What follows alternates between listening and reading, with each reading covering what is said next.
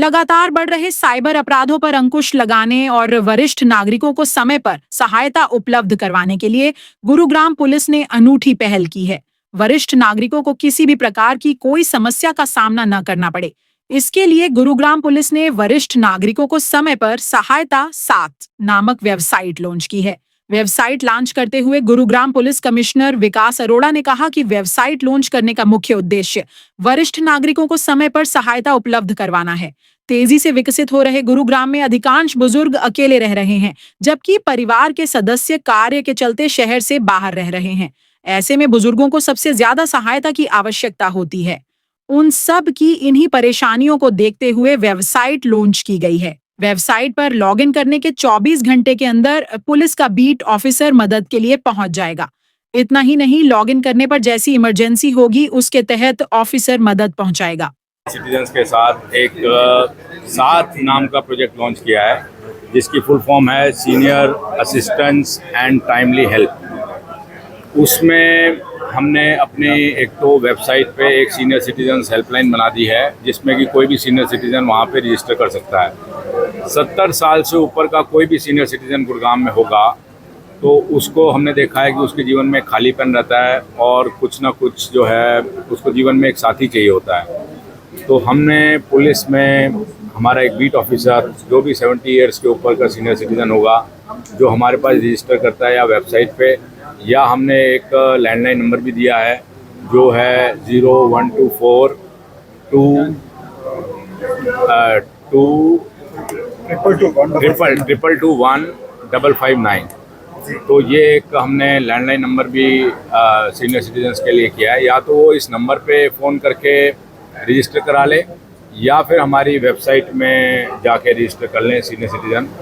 उनके लिए हमने एक बीट ऑफिसर हम उनको दे देंगे, जो कि बीट ऑफिसर उनका एक साथी की तरह काम करेगा। वो उनको वीकली फोर्टनाइटली उनके हिसाब से विज़िट भी करेगा और उनका हालचाल लेता रहेगा, और साथ में मान लो उनको किसी भी महकमे से कोई काम पड़ता है तो उसकी भी सहायता करने में वो उनकी मदद करेगा। दूसरा, मान लो उन्होंने कोई सर्वेंट रख रखे हैं, ड्राइवर रख रखे हैं, कोई और रख रखे हैं, तो उनका नाम वगैरह सब नोट करके वो उनका पुलिस वेरिफिकेशन करवा के और वो उनको सीनियर सिटीजन को दे देगा। अपना नंबर वो उनके मोबाइल में सेव करवा देगा, ताकि इमरजेंसी में जैसे लोग 112 कॉल करते हैं, साइबर क्राइम हो तो 1930 कॉल करते हैं, तो वो भी उनका एक इमरजेंसी हेल्पलाइन नंबर हो जाएगा।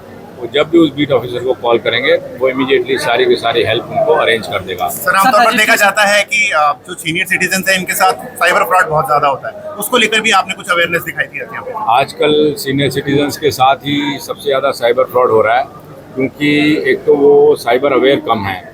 उसके लिए हमने गुड़गांव में हर एक पुलिस स्टेशन में सारे RWS को बुलाया और उन RWS के माध्यम और सीनियर सिटीजन्स को भी बुलाया साथ में, और उनके माध्यम से वैसे हमने गुड़गांव में इसकी भरपूर अवेयरनेस की है। और उसका फ़र्क ये पड़ा है कि जैसे एक महीने में हमारा जितना अमाउंट साइबर फ्रॉड में जाता था, अब इस साल में अगर आप जनवरी, फरवरी, मार्च में पिछली बार से देखें तो आधा अमाउंट ही साइबर फ्रॉड में जा रहा है। तो उस अवेयरनेस का बहुत फ़र्क पड़ता है, क्योंकि ये बहुत सारे कॉल सेंटर जो हैं विदेश में, साउथ ईस्ट एशियन नेशन में बैठ के चलाए जा रहे हैं और बड़े सिस्टमेटिक वे से चलाए जा रहे हैं, और सारा पैसा भी लगभग क्रिप्टो करेंसी के माध्यम से विदेश में जा रहा है। गुरुग्राम पुलिस की माने तो साइबर अपराध के सबसे ज्यादा शिकार वरिष्ठ नागरिक ही हो रहे हैं। साइबर अपराधियों की नजर वरिष्ठ नागरिकों पर ही अधिक रहती है। इसका सबसे बड़ा कारण है कि वरिष्ठ नागरिकों को मोबाइल फोन्स में ऐप की पुख्ता जानकारी का न होना। जबकि किसी नागरिक के पास कोई मैसेज आता है जिसमें यह दर्शाया गया होता है कि आप इतना पैसा लगाओ, 2 दिन में डबल पैसा पाओ, तो लोग क्लिक कर देते हैं। बस इसी से साइबर अपराधियों को फ्रॉड करने का मौका मिल जाता है। इसके अलावा आजकल डिजिटल अरेस्ट के मामले भी काफी देखने को मिल रहे हैं, जबकि भारत में ऐसा कोई कानून नहीं है। पुलिस किसी को डिजिटल अरेस्ट नहीं करती, बल्कि वह केवल फिजिकल अरेस्ट ही करती है। पिछले साल भी गुड़गांव पुलिस ने एक साल में 1800 साइबर क्रिमिनल्स को पकड़ा। डेली लगभग हम 7 साइबर क्रिमिनल पकड़ते हैं, लेकिन अब नेटवर्क इतना बड़ा है और विदेशों से चल रहा है तो वो भी पूरा नहीं है। तो अब सीनियर सिटीजन्स को जब हमने इस तरह की स्कीम लॉन्च की है साथ, तो हम उम्मीद करते हैं कि इससे साइबर क्राइम भी और कम आएगा और एक सुरक्षा की भावना एक सीनियर सिटीजन्स के मन में रहेगी। सर, ये प्रोजेक्ट लॉन्च किया है, इसमें रजिस्ट्रेशन की कितनी देर बाद सुविधाएं मिलनी शुरू हो जाएंगी? भाई रजिस्ट्रेशन के समझ लो अगले दिन से ही हम ये सुविधाएं उनको दे देंगे, अगले दिन ही हमारा जो है बीट ऑफिसर उनके पास पहुंच जाएगा। सर लगातार हम सीनियर सिटीजन के लिए पहले भी प्रोजेक्ट चले हैं और उनको सुविधाएं देने की बात की गई थी, लेकिन ये हुआ वो प्रोजेक्ट धीरे धीरे जो है एक लेवल पे आके फिर वही स्लो मोशन में आ गए हैं। आज देखो कोई ऐसा है शिकायत ना, लेके अब जाता है हमने तो सिस्टमेटिक चेंज कर दिया है। हमने ऐसा नहीं है कि इसको कोई लॉन्च कर दिया है, हमने इसका प्रॉपर एसओपी डिज़ाइन करके और वो ऑर्डर के फॉर्म में निकाल दिया गया है। वो हमेशा जब तक ये रहेगी गुड़गांव, जब तक वो ऑर्डर मॉडिफाई नहीं होगा तब तक ये चलेगा। और इसलिए हमने वेबसाइट में भी मॉडिफाई कर दिया है। वो सारी चीज़ें अब ऑटोमेटिकली सिस्टम में जब इंटीग्रेट कर दी हैं तो अफसर अब कोई भी आए उससे फ़र्क नहीं पड़ेगा। सर जब लगातार जैसे रोड पे चलते हैं तो इस टाइम पे सबसे ज़्यादा दिक्कत होती है पैदल चलने वालों को। उनके साथ अक्सर घटनाएं होती है, लूट जैसी घटनाएं हो जाती है। जैसे कल ही हुआ है सेक्टर 14 में हुआ है, एक व्यक्ति को बेहोश करके उससे पैसे लूट लिए गए हैं 50,000 रुपये। इस तरह की घटनाओं को रोकने के लिए क्या किया जाएगा? देखो एक तो पहले जो रॉबरी और स्नैचिंग की घटनाएं हैं, एक तो वो अगर पिछले साल से कंपेयर करें तो घट रही हैं और लगभग सारी के सारी वारदातें हफ्ते के अंदर या 2 दिन के अंदर या 3 दिन के अंदर हम लोग ट्रेस भी कर देते हैं। और अब जैसे नए लॉज आ गए हैं तो उसमें हमें बड़ी अच्छी सुविधा मिल गई है ऑर्गेनाइज क्राइम की।